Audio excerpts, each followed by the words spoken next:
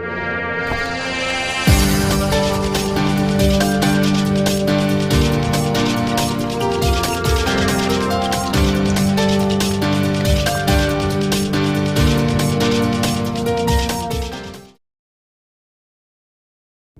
Reddy Mittapalli YouTube ఛానల్కి స్వాగతం. అందరికి నమస్కారం. నేను మీ శ్రీనాథ్ రెడ్డి మిట్టపల్లి. ఇవాళ తారీఖు వచ్చి అక్టోబర్ 4, 2022 సంవత్సరం. ఇవాళ ముఖ్యాంశాలకు వచ్చినట్టయితే, మన భారతదేశం అలాగే కువైట్ మధ్య ప్రస్తుతానికి ఉన్నటువంటి స్నేహపూర్వకమైనటువంటి సంబంధాలు మరియు సహకారాన్ని పెంపొందించడం కోసం చెప్పేసి మన భారతదేశానికి సంబంధించినటువంటి నౌకాదళకు సంబంధించిన నౌకలు ఇవాళ కువైట్కి చేరుకుంటాయని చెప్పేసి మనం చెప్పుకున్నాం కదా. ఇవాళ ఆ 3 నౌకలు అయితే కనుక కువైట్లో ఉన్నటువంటి పోర్టుకి చేరుకున్నాయి.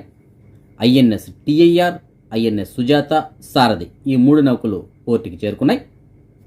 కువైట్లో ఉన్నటువంటి మన భారతదేశానికి సంబంధించిన రాయబారి కార్యాలయం యొక్క అధికారులు మరియు కువైట్లో ఉన్నటువంటి మన తెలుగు వారికి సంబంధించిన స్కూల్స్ యొక్క పిల్లలు అంటే స్టూడెంట్స్ ఎవరైతే ఉంటారో వారు మరియు కోస్ట్ గార్డ్ సిబ్బంది అంటే కువైట్కి సంబంధించిన కోస్ట్ గార్డ్ సిబ్బంది ఉంటారు కదా, వీరందరూ ఆ నౌకలకి స్వాగతం పలికారు.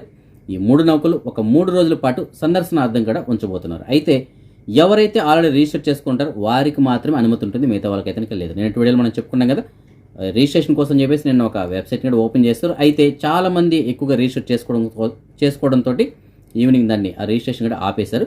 సో అప్పటి వరకు ఎవరైతే రిజిస్టర్ చేసుకున్నారో వారందరికీ సందర్శనార్థం కూడా ఈ 3 రోజులు అంటే ఇవాళ, రేపు, ఎల్లుండు ఈ నౌకలు చూడడానికి అయితే అనుమతిస్తారు. రేపు అనగా అక్టోబర్ 5వ తారీఖున దసరా పండుగ సందర్భంగా కువైట్లో ఉన్నటువంటి మన భారతదేశానికి సంబంధించిన రాయబారి కార్యాలయం అంటే ఎంబసీ ఏదైతే ఉందో దానికి సెలవు దినంగా ప్రకటించారు. అయితే ఎమర్జెన్సీ సేవలు మరియు బిఎల్ఎస్ కేంద్రాలు అంటే ఈ పాస్పోర్ట్ సేవా కేంద్రాలు ఉన్నాయి కదా, వీటిలో సేవలు మాత్రం కొనసాగుతాయని చెప్పేసి చెప్తున్నారు. కువైట్లో ఉన్నటువంటి మన భారతదేశ రాయబారి కార్యాలయం అంటే ఎంబసీ ఏదైతుందో ఆ ఎంబసీ యొక్క అంబాసిడర్ అయినటువంటి సిబి జార్జ్ గారి పదవీ కాలం అయితే కువైట్లో ముగిసింది. ఆయన త్వరలోనే జపాన్లో రాయబారి బాధ్యతలను అయితే స్వీకరించబోతున్నారు. కువైట్లో ఉన్నటువంటి కువైట్కి సంబంధించినటువంటి విదేశాంగ శాఖ మంత్రి అయినటువంటి Sheikh doctor Ahmad Nasser Al Ahmad Al Sabah గారు సిబి జార్జ్ గారితో భేటీ అయ్యారు. కువైట్ అలాగే భారతదేశం ఈ 2 దేశాల మధ్య ద్వైపాక్షిక సంబంధాలను బలోపేతం చేయడానికి ఆయన ఎంతగానో కృషి చేశారని చెప్పేసి అలాగే ఎంతగానో సహకరించారని చెప్పేసి ఆయన ప్రశంసించారు. సో ఏదైనప్పటికీ కువైట్లో మనందరికీ తెలుసు కదా, చాలా రకాలైనటువంటి సేవలను అయితే మనకు అందరికీ అందుబాటులో తీసుకొచ్చారు సిబి జార్జ్ గారు. ఎవరికైనా ఆపదలు ఉన్నాయంటే చాలా ముందుండి ఆయన ఆదుకోవడానికి అయితే అన్ని ఏర్పాట్లు కూడా చేయడం జరిగింది. సో ఈ విధంగా సిబి జార్జ్ గారు కువైట్లో మనందరికీ ఎంతగానో సహకరించారని చెప్పేసి మనం చెప్పుకోవాలి. అలాంటి సిబి జార్జ్ గారు కువైట్లో ఆయన యొక్క పదవీ కాలం ముగియడంతో ఆయన జపాన్ వెళ్ళబోతున్నారు. సో ఆయనకి మనమైతే కనుక వీడ్కోలు తెలుపుదాం. అలాగే అక్కడ ఆయన బాధ్యతలు సక్రమంగా నిర్వర్తించాలని చెప్పేసి ఆయనకి మనం శుభాకాంక్షలు కూడా తెలియజేద్దాం. సో ఏదైనప్పటికీ సిబి జార్జ్ గారికి మన ఛానల్ తరపున కూడా మనం శుభాకాంక్షలు తెలియజేద్దాం. కువైట్కి సంబంధించినటువంటి ఎంఓసి అంటే ministry of commerce and industries వాళ్ళు సాల్మియా ప్రాంతంలో వీళ్ళు జరిపినటువంటి తనిఖీల్లో భాగంగా ఒక కాస్మెటిక్ షాప్లో వీళ్ళు కొన్ని వస్తువులను గుర్తించారు. అది ఎలాంటి వస్తువులు అంటే ఎక్స్పైరీ అయిపోయినటువంటి వస్తువులు అంటే గడువు ముగిసినటువంటి వస్తువులు మరియు వాటి యొక్క మ్యానుఫ్యాక్చరింగ్ కంపెనీ ఏదైతే ఉంటుందో ఆ కంపెనీ నేమ్లనే పూర్తిగా మార్చేస్తారనమాట. సో అలాంటి స్టిక్కర్ని ఇలా అంటించి అక్కడ వస్తువులు అమ్ముతున్నట్టు వీళ్ళు గుర్తించి ఆ షాప్ని అయితే ప్రస్తుతానికి సీజ్ చేశారు. కాబట్టి మనం బయట ఎక్కడైనా వస్తువులు కొంటున్నప్పుడు ఒకసారి జాగ్రత్తగా గమనించండి, వాటిలో డేట్లు కానీ ఇలాంటివి ఏదైనా మార్పులు చేర్పులు చేశారని చెప్పేసి. ఎందుకంటే ఇలాంటి వస్తువులు మనం ఎక్స్పైర్ అయిపోయిన వస్తువులు కానీ మనం వాడామనుకోండి మన చర్మాలే పాడైపోతాయి. కాబట్టి కొద్దిగా జాగ్రత్తగా ఉండండి. నిన్నటి వీడియోలో మనం చెప్పుకున్నాం కువైట్లో ఉన్నటువంటి షువేక్ పోర్ట్ ఏదైతుందో ఈ పోర్ట్లో సుమారుగా 7,000 మద్యం బాటిల్ని విదేశీ మద్యం బాటిల్ని స్వాధీనం చేసుకున్నారని చెప్పేసి మనం చెప్పుకున్నాం. అయితే ఇవాళ అంతకు మించి మద్యం బాటిల్ని స్వాధీనం చేసుకున్నారు. సుమారుగా 23,000 మద్యం బాటిల్ని కువైట్కి సంబంధించిన కస్టమ్స్ అధికారులు ఒక కంటైనర్ ద్వారా వస్తుండడానికి గుర్తించి వాటిని స్వాధీనం చేసుకున్నారు. ఇవన్నీ కూడా ఒక ఏషియన్ దేశం నుంచి కువైట్కి వచ్చినట్టు చెప్తున్నారు. సో 23,000 మద్యం బాటిల్ని స్వాధీనం చేసుకున్నారు. వాటన్నిటిని సీల్ చేసి అవి ఎక్కడి నుంచి వచ్చాయి, ఇక్కడ ఎవరి కోసం అని చెప్పేసి వచ్చాయి, వీటిపైన విచారణ అనేటువంటి ప్రస్తుతానికి వాళ్ళు కొనసాగిస్తున్నారు. అయితే వీళ్ళు చెప్తున్నటువంటి లెక్కల ప్రకారం ఈ 23,000 మద్యం బాటిళ్ల విలువ, ఇవన్నీ విదేశీ మద్యం బాటిల్ కాబట్టి వాటి యొక్క విలువ సుమారుగా 15 లక్షల కువైటీ దినార్ల కన్నా ఎక్కువే ఉండొచ్చు అని చెప్పేసి చెప్తున్నారు. అంటే ఊహించండి ఎంత డబ్బులో మరి. సో ఈ విధంగా గత కొద్ది రోజులుగా మనం చూసుకున్నట్టయితే ఈ విధంగా మాదక ద్రవ్యాలు మద్యం అయితే కనుక విదేశాల నుంచి కువైట్కి ఎక్కువగా తరలించడానికి ప్రయత్నం చేస్తున్నారు. అయితే కస్టమ్స్ వాళ్ళు మాత్రం ఎప్పటికప్పుడు వాటిని నిరోధిస్తున్నారు. ఇదే విధంగా వారి యొక్క విధుల్ని కొనసాగించాలని చెప్పేసి మనం కోరుకుందాం.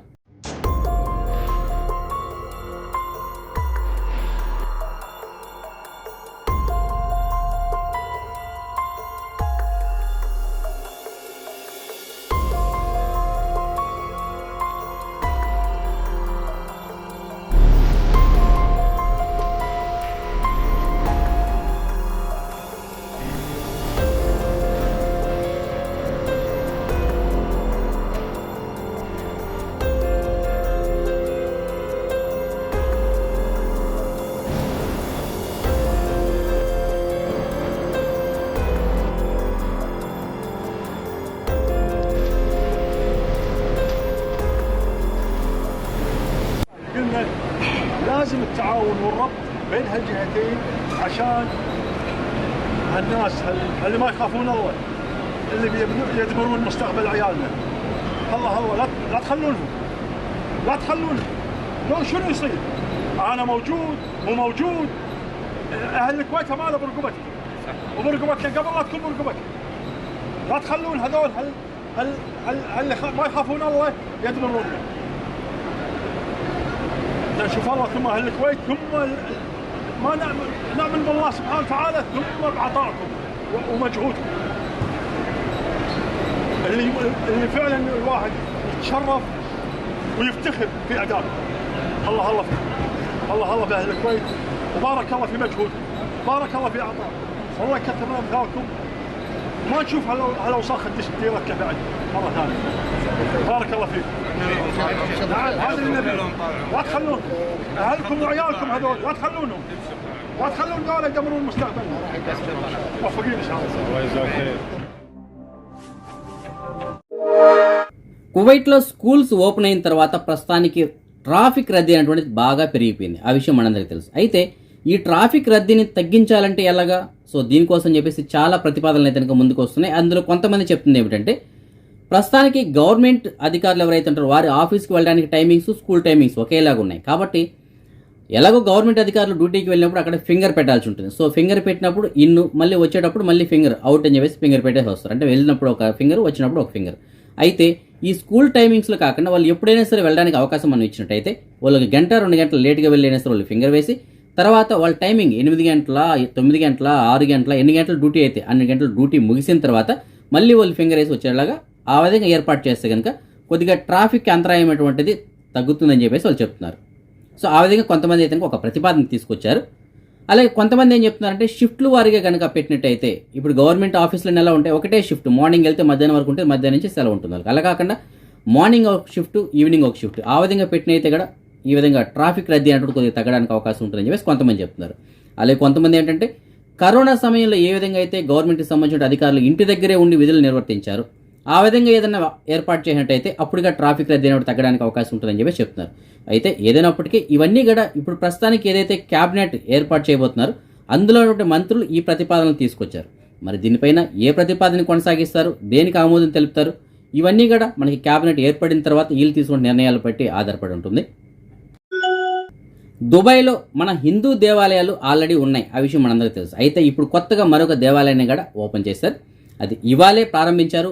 ఈ దేవాలయం ప్రారంభానికి ఎవరికైతే ఆహ్వానం ఉంటుందో వారికి మాత్రమే ఇవాళ అనుమతిస్తున్నారు. రేపటి నుంచి మాత్రం ఎవరైనా సరే సందర్శనార్థం వెళ్ళొచ్చని చెప్పేసి చెప్తున్నారు. బంగ్లాదేశ్కి సంబంధించిన ఒక 2 యువకులు డూప్లికేట్ పాస్పోర్ట్ల ద్వారా మన ఇండియా నుంచి కువైట్కి రావడానికి ప్రయత్నం చేసి మన ఇండియాలో దొరికిపోయారు. అహ్మదాబాద్ పోలీసులు వీళ్ళిద్దరిని అరెస్ట్ చేశారు. వీరు ఇండియాకి వచ్చి ఇండియాలో వీళ్ళు కలకత్తాలో ఉంటున్నట్లు వీళ్ళు ఆధార్ కార్డులు తీసుకున్నారు, అలాగే డ్రైవింగ్ లైసెన్స్ తీసుకున్నారు. వాటి ద్వారా వీళ్ళు పాస్పోర్ట్లు కూడా తీసుకోవడం జరిగింది. అయితే ఇమిగ్రేషన్ అంటే వీళ్ళు అన్నీ రెడీ అయింది, వీసా వచ్చింది, కువైట్కి రావడం కోసం అన్ని ఏర్పాట్లు చేసుకున్నారు. ఇక బయలుదేరి వచ్చేటప్పుడు అహ్మదాబాద్ ఎయిర్పోర్ట్లో ఇమిగ్రేషన్ కోసం వీళ్ళు పాస్పోర్ట్ ఇచ్చినప్పుడు అక్కడ దొరికిపోయారు. వీళ్ళు పేర్లు కూడా మార్చుకున్నారు. యాక్చువల్ వీళ్ళది బంగ్లాదేశ్, నేటివ్ అంతా బంగ్లాదేశ్, కానీ ఇండియా నుంచి కువైట్కి రావడం కోసం అని చెప్పేసి వాళ్ళు బంగ్లాదేశ్ నుంచి ఇండియాకి వచ్చి ఈ విధంగా డూప్లికేట్ అని సర్టిఫికేట్స్ అని ఏర్పాటు చేసుకుని పాస్పోర్ట్ తీసుకొని రావడానికి ప్రయత్నం చేశారు. ఎట్టకేలకు వాళ్ళని ఇమిగ్రేషన్ అధికారులు ఏదైనా గుర్తించి వాళ్ళిద్దరిని అదుపులో తీసుకున్నారు. అయితే మీకు అందరికీ ఒక డౌట్ రావచ్చు, బంగ్లాదేశ్ వాళ్ళు ఇండియాకి వచ్చి ఎందుకు రావాలి, బంగ్లాదేశ్ నుంచి డైరెక్ట్గా కువైట్కి రావచ్చు కదా అని చెప్పేసి. మీకు అందరికీ తెలిసే ఉంటుంది, బంగ్లాదేశ్ నుంచి కువైట్కి రావాలి అనేసి అంటే యావరేజ్ పైన ఒక మనిషికి ఎంత తీసుకుంటున్నారో తెలుసా, సుమారుగా 3,000 నుంచి 4,000 దినార్ల వరకు వసూలు చేస్తున్నారు. అదే మన ఇండియా నుంచి వస్తే చాలా తక్కువలో వచ్చేస్తున్నారు. ఒక 1,500 దినార్లు, 1,000 దినార్లు, 2,000 దినార్లు లోపే రావడం జరుగుతుంది. అదే బంగ్లాదేశ్ నుంచి అయితే దానికి డబుల్ అవుతుంది అమౌంట్. సో దానివల్ల వాళ్ళు అంత డబ్బులు భరించలేక కొంతమంది ఈ విధంగా రావడానికి ప్రయత్నం చేస్తుంటారు. ఆల్రెడీ కొంతమంది వచ్చిన వాళ్ళు కూడా ఉన్నారు, కానీ కొంతమంది ఈ విధంగా దొరికిపోతుంటారు. అరబ్ టైమ్స్లో వచ్చినటువంటి ఒక కథనం ప్రకారం కువైట్లో ఉన్నటువంటి ఉద్యోగస్తులు ఎవరైతే ఉంటారో, అది కువైట్కి సంబంధించిన పౌరులు కావచ్చు, ప్రవాసీలు కావచ్చు, వారి యొక్క జీతం యావరేజ్ పైన ఎంత ఉండొచ్చు అనేసి అంటే వీరి యొక్క సర్వే ప్రకారం కువైట్కి సంబంధించిన పౌరులకి యావరేజ్ పైన 1,513 దినార్లుగా ఉందంట. అదే ప్రవాసీలకైతే యావరేజ్ పైన 343 దినార్లుగా ఉందంట. అంటే ఇది యావరేజ్ అనమాట. ఒక 100 మందిని తీసుకున్నారనుకోండి, ఒకరికి 100 దినార్లు ఉండొచ్చు, ఒకరికి 1000 దినార్లు ఉండొచ్చు. సో టోటల్గా యావరేజ్ పైన చూసినప్పుడు ఈ క్యాలిక్యులేషన్ అనేది కూడా వస్తుంది అనమాట. సో ఆ విధంగా యావరేజ్గా చూసినప్పుడు మన ప్రవాసీలకి బయట దేశాల నుంచి వచ్చి కువైట్లో పనిచేసే వాళ్ళకి యావరేజ్గా 343 దినార్లే వస్తుందంట ఒక నెలకి. కువైట్కి సంబంధించిన పౌరులకు మాత్రం 1513 దినార్లు వస్తుందంట. మన సబ్స్క్రైబర్ ఒకరు మనకి మెసేజ్ పెట్టారు. ఆయనకి ఫర్వానియా ప్రాంతంలో ఒక పర్సు దొరికిందంట. అందులో civil ID card, ATM card మరియు ఇండియాకి సంబంధించి ఒక 500 రూపాయల డబ్బులు కూడా ఉందంట. ఆ సివిల్ ఐడి కార్డు పైన పేరు అయితే కనుక తాజుద్దీన్ ఇబ్రాహీం అని చెప్పేసి ఉంది. సో ఫ్రెండ్స్, మీకు ఎవరికైనా సరే తాజుద్దీన్ ఇబ్రాహీం అనేటువంటి అతను తెలిసినట్టయితే ఆయనకి చెప్పండి. ఆయనకి సంబంధించినటువంటి సివిల్ ఐడి కార్డు మరియు పర్సు మీకు డిస్ప్లేలో ఒక నెంబర్ ఉంది కదా, ఆ నెంబర్ గల అతని దగ్గర ఉంది, వెళ్ళి కలెక్ట్ చేసుకోమని చెప్పండి. అదే మనం ఈ మనీ ఎక్స్చేంజ్ విషయానికి వచ్చినట్టయితే ప్రస్తుతానికి ఒక కువైటీ దినార్ మన భారతదేశం రూపీస్లో 262 రూపాయల 39 పైసలుగా ఉంది. బంగారం విషయానికి వచ్చినట్టయితే కువైట్లో ఉన్న మాల్యాలో ఉన్నటువంటి సూకల్ వతియాలో ఉన్న షాప్ నంబర్ 121లో ఉన్నటువంటి ఎఫ్కే జ్యువెలర్స్ వాళ్ళు మనకు అందించిన సమాచారం మేరకు ప్రస్తుతానికి ఒక గ్రాము బంగారం ధర 22 క్యారెట్ల బంగారం అయితే 16 దినార్ల 500 పిలుసుగా ఉంది. అది 24 క్యారెట్ల బంగారం అంటే బిస్కెట్ల రూపంలో ఉండే బంగారం ప్రస్తుతానికి ఒక గ్రామ్ ధర 17 దినార్ల 285 పిలుసుగా ఉంది. సో బంగారం ధర అయితే మాత్రం నిన్నటికి వాళ్ళకి ఒక గ్రాము పైన సుమారుగా 200 పిల్స్ వరకు పెరిగింది. మన భారతదేశంలో కూడా అదేవిధంగా బంగారం వెండి ధరలు కూడా భారీగానే పెరిగాయని చెప్పేసి మనం చెప్పుకోవాలి. ఇప్పుడు మనం ఈ కరోనా వ్యాధికి సంబంధించిన అప్డేట్స్ గురించి చూద్దాం. కువైట్కి సంబంధించిన అప్డేట్స్ ఇంకా మనకు అందలేదు. అదే మన భారతదేశం విషయానికి వచ్చినట్టయితే నిన్న తెల్లవారు 8 గంటల నుంచి ఇవాళ తెల్లవారు 8 గంటల వరకు సుమారుగా 1960 కొత్త కరోనా కేసులు ఉంది. సో చాలా వరకు కొత్త కరోనా కేసుల సంఖ్య తగ్గిపోయని చెప్పేసి మనం చెప్పుకోవాలి. అలాగే ఒక 3481 మంది కరోనా నుంచి కోలుకున్నారు. సుమారుగా ఒక 7 కరోనా కారణంగా చనిపోవడం జరిగింది. ఇంకా దేశవ్యాప్తంగా 34,598 యాక్టివ్ కేసులు ఉన్నాయి. మన సబ్స్క్రైబర్ ఒకరు మనకి అహ్మదీ ప్రాంతం నుంచి మెసేజ్ పెట్టారు. ఒక కువైట్ వాళ్ళ ఇంట్లో పనిచేయడానికి ఒక డ్రైవర్ కావాలని చెప్పేసి చెప్తున్నారు. చాలా మంచి ఇల్లు, మంచి జీతం ఇస్తారంట. అకామా వాళ్ళ సొంత అకామా ఉన్నా సరే, లేదు తనాదుల పైన వచ్చినా సరే అకామా మార్చుకుంటారని చెప్పేసి చెప్తున్నారు. దీనికి సంబంధించిన పూర్తి వివరాల కోసం మీకు డిస్ప్లే నెంబర్ కాల్ చేసి పూర్తి వివరాలు కనుక్కొని వెళ్ళగలరు. ఇంకొక సబ్స్క్రైబర్ మనకి మెసేజ్ పెట్టారు. ఒక కువైట్ వాళ్ళ ఇంట్లో పనిచేయడానికి ఒక డ్రైవర్ కావాలని చెప్పేసి చెప్తున్నారు. మంచి ఇల్లు, అలాగే మంచి జీతం ఇస్తారంట. దీనికి సంబంధించిన పూర్తి వివరాల కోసం మీకు డిస్ప్లేలో ఒక నెంబర్ ఉంది కదా, ఆ నెంబర్కి వాట్సాప్ ద్వారా కాంటాక్ట్ చేసి పూర్తిగా కనుక్కొని వెళ్ళగలరు. ఇంకొక సబ్స్క్రైబర్ మనకి మెసేజ్ పెట్టారు. ఆయనకి డ్రైవర్ పని కావాలి అని చెప్పేసి చెప్తున్నారు. ఆయన ప్రస్తుతానికి ఒక కువైట్ వాళ్ళ ఇంట్లో పని చేస్తున్నారంట. వాళ్ళ కపిల్ ఇతనికి ప్రస్తుతానికి తనాదులు ఇచ్చేస్తామని చెప్తారంట. సో తనాదుల పైన చూడండి, ఇతనికి ఎవరైనా అకామా మార్చుకొని ఇతనికి డ్రైవర్ పని ఇస్తాము అని అడుగుంటే మీకు డిస్ప్లేలో ఒక నెంబర్ ఉంది కదా, ఆ నెంబర్ కాల్ చేసి ఆయనకి సమాచారం అందించగలరు. ఇవాళ మన సబ్స్క్రైబర్స్ యొక్క కొంతమంది పిల్లలు పుట్టినరోజు జరుపుకుంటున్నారు. అందులో కంబం సంతోష్ అలియాష్ బిట్టు ఇవాళ పుట్టినరోజు జరుపుకోవడం జరుగుతోంది. కొండ్రు జ్యోతి ఇవాళ పుట్టినరోజు జరుపుకోవడం జరుగుతోంది. మరియు వీరితో పాటుగా పి శార్వాణి ఇవాళ పుట్టినరోజు జరుపుకోవడం జరుగుతోంది. వీరందరికీ నా తరపున, అలాగే మన ఛానల్ సబ్స్క్రైబర్స్ అందరి తరపున పుట్టినరోజు శుభాకాంక్షలు. ఇంకా ఎవరైనా మన సబ్స్క్రైబర్స్ యొక్క పిల్లలు వాళ్ళ పుట్టినరోజు జరుపుకుంటుంటే వారికి కూడా నా తరపున పుట్టినరోజు శుభాకాంక్షలు. ఇవి ఫ్రెండ్స్ ఇవాళ అప్డేట్స్. రేపు రాత్రి 9 గంటలకు వచ్చే వీడియోలో మరిన్ని అప్డేట్స్ కలుసుకుందాం. అంతవరకు సెలవు. జై హింద్.